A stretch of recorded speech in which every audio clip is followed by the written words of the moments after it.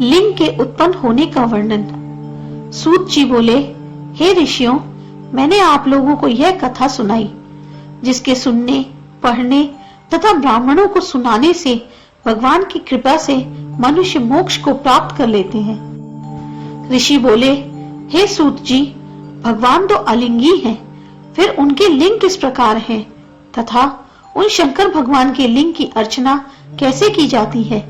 लिंग क्या है तथा लिंगी क्या है? ये सब आप बताने में समर्थ हैं, कृपा करके हमें बताइए। रोमहर्षण जी बोले, हे ऋषियों, इस प्रकार एक बार देवताओं ने पितामह ब्रह्मा जी से पूछा था कि भगवान का लिंग किस प्रकार का है तथा लिंग में महेश्वर रुद्र की किस प्रकार पूजा अर्चना की जाती है। तब ब्रह्मा जी ने कहा था, वह मैं आपसे कहता हूँ। ब्रह्मा जी बोले, प्रधान को तो लिंग कहा गया है और लिंगी तो स्वयं परमेश्वर ही है।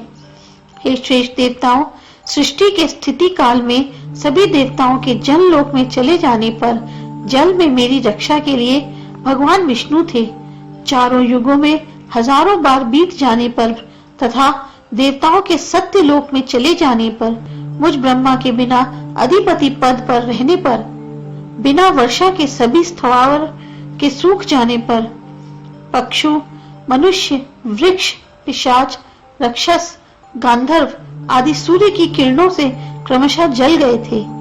तब उस महान और अंधकारमय समुद्र में वह विश्वात्मा महान योगी पर ब्रह्म, जिसके हजारों सिर हैं तथा हजारों नेत्र हैं, हजारों पैर हैं, हजारों बाहु हैं तथा जो सर्वज्ञ हैं और संपूर्ण संसार को उत्पन्न करने वाले हैं तथा जिनके रजोगुण से ब्रह्मा, तमोगुण से शंकर एवं सतोगुण से विष्णु की उत्पत्ति है। ऐसे काल के भी काल निर्गुण नारायण स्वरूप को मैंने देखा। उन कमल नयन भगवान को उस घोर समुद्र के जल में शयन करते देख कर उनकी माया में मोहित होकर मैं बैर के स्वभाव में उनसे बोला, आप कौन हैं, ये मुझे बताइए। ऐसा कहकर मैंने उन्हें शयन करते हुए हरि को हाथ से उठाया। मेरे हाथ के तीव्र और दृढ़ प्रहार के कारण वह शीघ्र शयन से उठ बैठे। वह निर्मल कमल के से नेत्र वाले हरि भगवान मेरे सामने निद्रा त्याग कर स्थित हुए और मीठी प्यारी वाणी में मुझसे कहने लगे, हे महान शोभा वाले पितामह, हे वत्स, आपका स्वागत है, स्वागत है। उनके इस प्रकार के वचन सुनकर मुझे बहुत ही आश्चर्य हुआ। रजोगुण के कारण बढ़ गया है बैर, जिसमें ऐसा मैंने उन जनार्दन भगवान से बोला। आप सृष्टि के संहार करने के कारण मुझे वत्स वत्स कहकर पुकारते हो। हे अनघ, मेरे साथ आप गुरु शिष्य के समान बर्ताव करते हो। मुंह में पड़कर इस प्रकार आप क्यों कह रहे हो? इसके बाद भगवान शंकर विष्णु मुझ अहंकार से युक्त को देखकर बोले, हे पितामह, मैं ही पर ब्रह्म हूँ, मैं ही परम तत्व हूँ, संसार का कर्ता हूँ, चलाने वाला हूँ तथा मैं ही इस संसार का नाश करने वाला हूँ। मैं स्वयं ही परम ज्योति स्वरूप हूँ, परमात्मा हूँ, ईश्वर हूँ। संसार में चराचर जो भी दिख रहा है अथवा सुनाई दे रहा है, उस सबको सब कुछ मेरे ही निहित जानना चाहिए। ये संसार पूर्व में मेरे द्वारा ही 24 तत्वों से मिलकर बनाया गया है। अपने प्रसाद से अनेकों ब्रह्मांडों को लीला मात्र में बना देता हूँ। मेरी बुद्धि के द्वारा पहले सत, रज, तम 3 प्रकार का अहंकार उत्पन्न हुआ। इसके बाद 5 प्रकार की तन मात्रा, छठा मन, इसके बाद 10 इंद्रियां उत्पन्न हुए। आकाश से लेकर पृथ्वी तक सभी की रचना लीला मात्र ही हुई है। हे देवताओं, भगवान हरि के ऐसा कहने पर हम दोनों का घोर युद्ध हुआ। उस युद्ध को देखकर रोंगटे खड़े हो जाते थे। वह युद्ध उसी प्रलय के सागर के मध्य मेरे द्वारा रजोगुण की वृद्धि होने पर वैर बढ़ जाने के कारण हुआ। उसी अवसर पर हम दोनों के बीच में अत्यंत प्रकाशमान एक लिंग हमारे प्रबोध करने के लिए प्रकट हो गया। वह लिंग अनेकों प्रकार की ज्वाला से घिरा हुआ, सैकड़ों कालिंदी से भी महान तेजस्वी, घटने और भरने से रहित, आदि मध्य अंत से भी रहित अव्यक्त विश्व की उत्पत्ति का कारण था। उसे देखकर भगवान हरि तथा मैं भी स्वयं मोहित हो गए। उस लिंग को देखकर भगवान हरि मुझसे कहने लगे कि इस अग्नि को उत्पन्न करने वाले तेजस्वी लिंग की परीक्षा करनी चाहिए। मैं इसके नीचे की तरफ से इसके मूल को देखूंगा तथा आप ऊपर की ओर शीघ्र प्रयत्न पूर्वक जाइए। हे देवताओं, तो उसी समय भगवान विष्णु ने वारा का रूप धारण किया और मैंने शीघ्र ही हंस का स्वरूप बनाया। तभी से लेकर मुझे मनुष्य हंस भगवान कहने लगे। सफेद पंख, सफेद वर्ण का मैं सुंदर हंस बन गया। मन और हवा के वेग से समान मैं ऊपर को उड़ा। नारायण भगवान ने भी 10 योजन लंबे चौड़े 100 योजन के आयत वाले मेरू पर्वत के समान आकार धारण करके वारा रूप बनाया। उनके सफेद पहने पहने दांत थे। काल के समान महान तेजस्वी चमकते हुए सूर्य के समान काले वारा का रूप धारण करके पृथ्वी में नीचे की ओर चले गए। इस प्रकार भगवान विष्णु 1000 वर्ष तक बड़ी शीघ्रता से नीचे ही चलते चले गए, परंतु उन सूकर रूपधारी नारायण ने लिंग के मूल का कुछ भी पता नहीं पाया।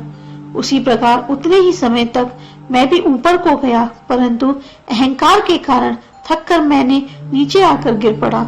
उसी तरह विष्णु भगवान भी क्लांत होकर ऊपर आकर चुपचाप पड़ गए।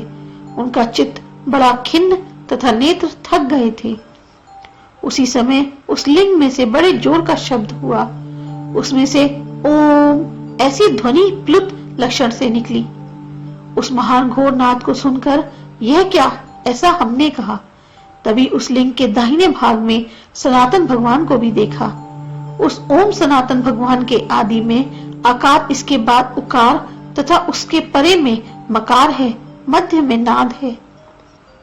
इस प्रकार ओम ऐसा स्वरूप है। आदि वर्ण सूर्य मंडल व देखे तथा उत्तर में उकार है जो पावक नाम से प्रसिद्ध है। मकार चंद्रमंडल की संज्ञा वाला है जो मध्य में है। उसके ऊपर शुद्ध स्फटिक वर्ण स्वरूप प्रभु विराजमान है। वह प्रभु तुरीय अवस्था से भी परे हैं, द्वंद्व रहित हैं, शून्य हैं, भीतर बाहर से परम पवित्र हैं, आदि अंत और मध्य से रहित हैं, आनंद के भी मूल कारण हैं। ऋतु, यजु, सामवेद के तथा मात्राओं के द्वारा उन्हें ब्रह्म कहा जाता है। वे माधव हैं। वेद शब्द से उन विश्वात्मा का तत्व चिंतन किया जाता है, इसलिए ऋषियों के परम सार कारण वेद को भी ऋषि वेद कहते हैं।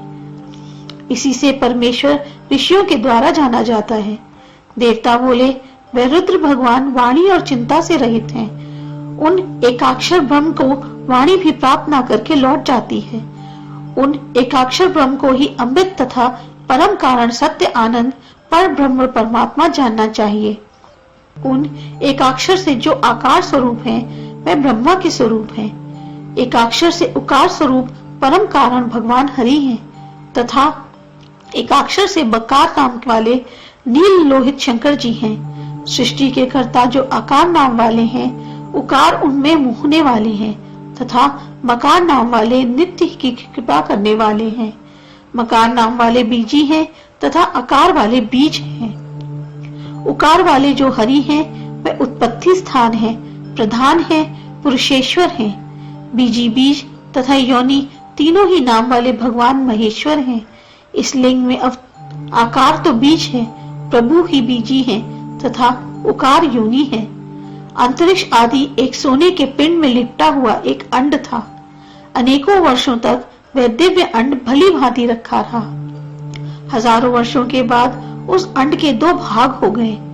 उस सुवर्ण के अंड का ऊपर का कपाल जैसे भाग आकाश कहलाया तथा नीचे का कपाल जैसा भाग रूप, रस, गंध आदि 5 लक्षणों सहित पृथ्वी जाननी चाहिए।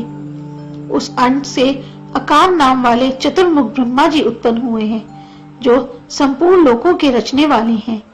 इस प्रकार वेदों को जानने वाले ऋषि लोग उस ओम का वर्णन करते हैं। इस प्रकार यजुर्वेद के जानकारों के वचनों को सुनकर ऋग और सामवेद के ज्ञाता भी आदर सहित यही कहते हैं कि वह ऐसा ही है। आकार उस ब्रह्म का मूर्धा अर्थात दीर्घ ललाट है। इकार दाया नेत्र है, इकार वाम नेत्र है, उकार दक्षिण कान है, अकार बायां कान है, ऋकार उस ब्रह्म का दाया कपाल कपोल है। रिकार उसका बायां कपोल है तथा लिलरे उसके दोनों नाक के छेद हैं। एकार उसका होठ है, एकार उसका अधर है।